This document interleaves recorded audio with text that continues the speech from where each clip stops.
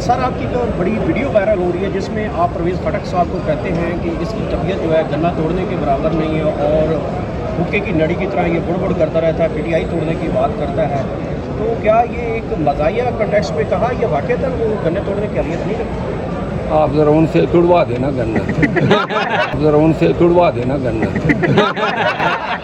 بہت شکریہ سر، بہت بہت شکریہ۔ ایک مثال دیتا ہوں، بابر ستار صاحب کا فیصلہ تھا، عمل درآمد ہوا کہ نہیں ہوا، اور ابھی تک ہو رہا ہے۔ یہ جج پہ دار و مدار رکھتا ہے۔ جس روز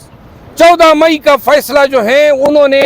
پاؤں تلے روندا اور سپریم کورٹ اپنے فیصلے پہ عمل درآمد نہ کرا سکی، اس دن سے عدلیہ کی بے توقیری شروع ہوئی ہے۔ کہ عمران خان کو کل عدالت میں لایا جائے گا G11 میں، یا پھر اگین اٹک جیل؟ اگر آج کا یہ فیصلہ جس میں جواب یہی تھا کہ جی کوئی قانون نہیں ہے، یعنی کہ لا قانونیت ہے، اس میں جج ابو الحسنات کو روکا نہیں جاتا ہے کل اٹک جیل جانے سے، تو اس کا مطلب ہے کہ لا قانونیت کو دوام دی جا رہی ہے۔ سماعت ہونے کے بعد جو فاضل چیف جسٹس صاحب نے سوال کیا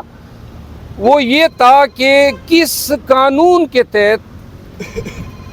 لا منسٹری نے یہ NOC جاری کی ہے، نمبر ایک،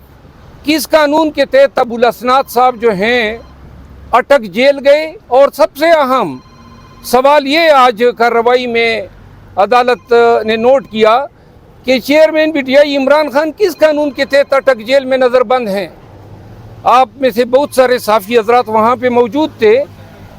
ان تمام سوالات کے کوئی جوابات سامنے نہیں آئے،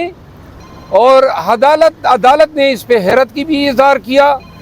انہوں نے سرکاری وکیل نے یہ کہا کہ جو حکم نامہ تھا اور جس حکم نامے کی میعاد کل ختم ہو رہی ہے، اور ابو الحسنات صاحب نے کل ہمیں بتایا تھا کہ وہ 13 تاریخ کو پھر اٹک جیل جائیں گے، اور آج چیف جسٹس صاحب کو میں نے کہا کہ جی ابو الحسنات صاحب تو پھر جانے کا ارادہ رکھ رہے ہیں، تو لہذا جب کوئی قانون ہی نہیں ہے، کوئی اختیار ہی نہیں ہے کہ پنجاب کے صوبے میں اسلام آباد کے ملزم کے ٹرائل شروع ہو اور اس پنجاب کی جیل میں رکھا جائے، نہ پنجاب صوبے کا ہم حصہ ہے، نہ قانون اور آئین میں ایسی کوئی پروویژن ہے، تو پھر یہ لا قانونیت کیوں ہے؟ اور اس لا قانونیت کا آج کوئی جواب کسی بھی سرکاری وکیل نے نہیں دیا۔ یہ تمام سوالات عدالت نے پوچھے، بار بار پوچھے، لیکن عمران خان جو ہیں بغیر کسی قانونی جواز کے، بغیر ڈیو پروسیس آف لا کے، صرف اور صرف لا قانونیت کی بنیاد پہ وہاں پہ پڑا ہے اٹک جیل میں۔ تو لہذا عدالت نے بات سماعت کرنے کے بعد میں نے استدعا بھی کی کہ جو پہلا ہم نے کیس دائر کیا تھا جس میں ہم نے کہا تھا کہ ان کو اڈیالہ جیل منتقل کیا جائے، اس جیل میں سماعت ہوئے اور فیصلہ محفوظ ہوئے تقریباً 7 ایام ہو چکے ہیں، ابھی تک وہ حکم نامہ نہیں آیا ہے، ایک ایک دن جو ہے ہمیں کاسٹ کر رہا ہے۔ تو لہذا عدالت نے کہا کہ جلدی وہ فیصلہ بھی آ جائے گا، اور آج کی بات سماعت ہونے کے بعد اس میں بھی